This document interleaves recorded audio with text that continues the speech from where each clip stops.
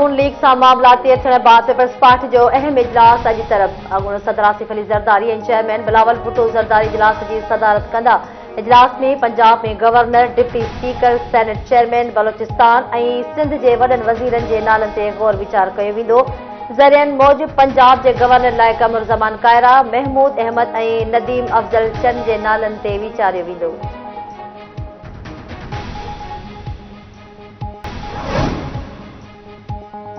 Supreme court retired जजिस खिलाफ supreme judicial council की कार्रवाइन बाबत केस जो फैसलो बुधाए छॾियो। 5 रुकनी बेंच 4-1 जे अक्सरियत सां फैसलो बुधायो।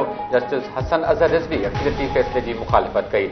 जस्टिस अमीनुद्दीन चयो त जजिस खिलाफ हिकु भेरो कार्रवाई शुरू थी वञे त जज जी इस्तीफ़ा सां ख़त्म न थींदी। फैसले मूजिबि अदालत आफिया शहरबानू केस में ठहराव ॾिनो त आर्टिकल 209 की कार्रवाई रिटायर्ड जज खिलाफ नथी थी सघे। इस्तीफ़ा ॾींदड़ जज खिलाफ कार्रवाई जारी रखण जुडिशियल काउंसिल जो अख्तियार हूंदो।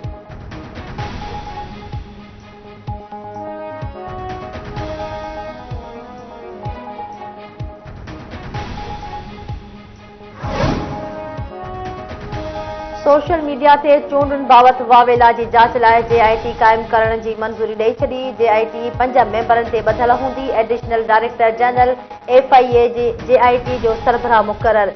JIT में ISI ऐं IBPTA ऐं नादरा जा ऑफिसर टीम में शामिल। ज़रियनि मूजिबि FIA जे एडिशनल डायरेक्टर जी सरबराही में JIT सोशल मीडिया ते वावेला जी जांच कंदी।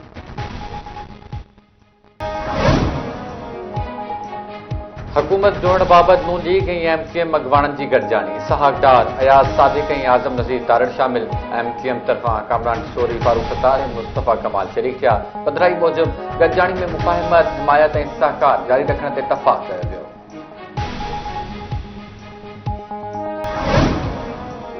क़ौमी असेंबली में नून लीग खे 20 PP, 13 MQM खे 5 मख़सूस सीटूं मिलण जो इम्कान।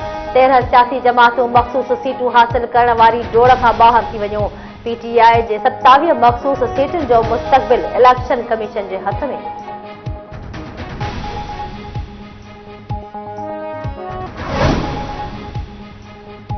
जेकॾहिं ड्राइंग रूम में विहारे उहिदा विरहाइणा हुआ त चूंडूं करण जी कहिड़ी ज़रूरत हुई। सिंध हाई कोर्ट जे चीफ जस्टिस अकील अहमद अब्बासी जा इंटरनेट ऐं सोशल मीडिया जी बंदिश ख़िलाफ़ दरख़्वास्त ते ॿुधण दौरान रिमार्क। चीफ जस्टिस रिमार्क में चयो त ईअं न करियो, माण्हू सियाणा थी विया आहिनि। माण्हुनि खे सभु ख़बर आहे त केरु छा करे रहियो आहे।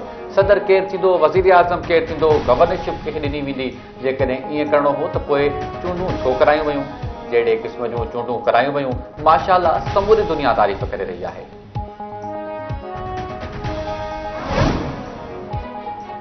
सुप्रीम कोर्ट आम चूंडुनि खे कालादम करार ॾियण वारी दरख़्वास्त रद्द करे छॾी। दरख़्वास्त गुज़ार जे पेश न थियण ते मथिस 5 लख रुपया ॾंढ मढ़ियो वियो। चीफ जस्टिस काज़ी फाइज़ी सां रिमार्क्स ॾिना आहिनि त सभिनी गॾिजी अदालत खे मज़ाक़ बणाए छॾियो आहे। उहो नथो थी सघे त दरख़्वास्त गुज़ार पाण न अचे ऐं ॿी पार्टीअ खे रस्तो ॾेखारे त उन दरख़्वास्त ज़रिए अदालत अची वञो। अदालत जो ग़लति इस्तेमालु थी रहियो आहे। शहरी अली ख़ान 8 फरवरी ते थियल आम चूंडुनि में मुबैना धांधली जी जांच ऐं ॿीहर चूंडूं कराइण जी सदा कई हुई।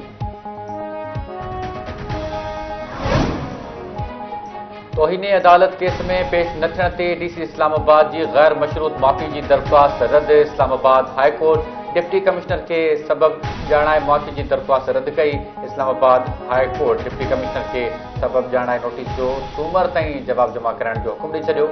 अदालत DC इस्लामाबाद इरफान मेमून खे परॾेह वञण खां रोके छॾियो।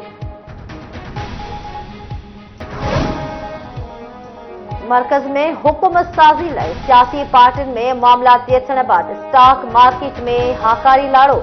कारोबार की शुरुआत ते 1000 खां वधीक पॉइंट जो इज़ाफ़ो। 100 इंडेक्स 61,500 पॉइंट्स खां मथे हलियो वियो।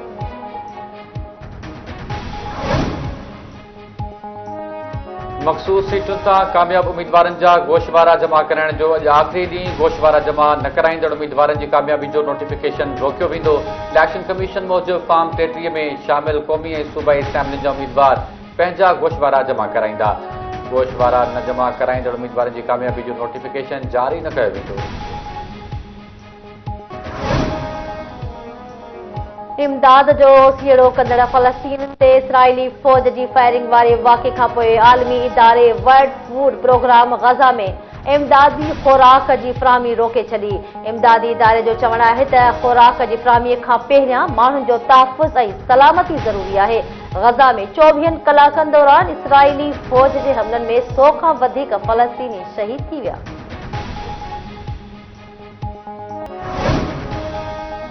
दोदापुर भरिसां कारे इल्ज़ाम हेठि बिटो क़त्ल, फायरिंग में वाटड़ो मार थी वियो। हिकु ज़ख़्मी, टैक्सी स्टैंड भरिसां ॿिनि मोटरसाइकिलनि ते सवार अणॼातल हथियारबंदनि जी फायरिंग में कारे इल्ज़ाम हेठि आयल रहम उर्फ़ बाबू लोहर गिरोही क़त्ल थी वियो। गोलियूं लॻण सबबि वाटड़ो अमीन कटोहर मार थी वियो। मुहरम कटोहर ज़ख़्मी, जवाबदारनि पुनू भटी थाणे जी हद ॻोठ निसार कटोहर में फायरिंग करे नौजवान नारी हाजरा ज़ाल आबिद कटोहर खे बि क़त्ल करे छॾियो।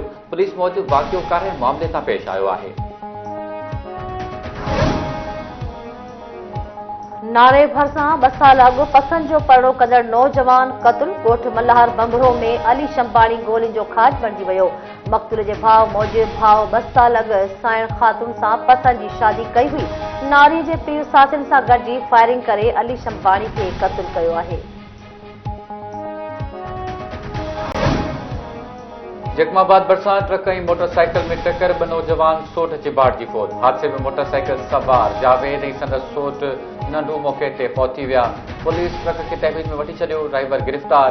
सामारो भरिसां ॻोठ मुखी अमलोक दास में केलनि जे बाग़ मां पूरियत जो वण में टंगियल लाश हथ। ॻोठाणनि जे इतला ते पुलिस पहुची धनजी कोली जो लाश वण मां लाहे इस्पताल मुंतक़िल करे छॾियो।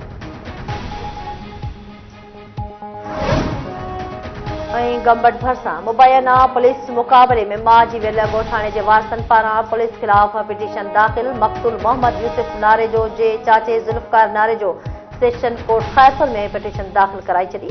दरख़्वास्त गुज़ार मूजिबि पुलिस यूसुफ नारुज खे खंबे थाणे में क़ैद रखी करे क़त्ल करे मुक़ाबलो ॼाणायो आहे। एडिशनल सेशन कोर्ट धुर बणायल पुलिस एहलकारनि खे 23 फ़रवरी ते तलब करे वरितो।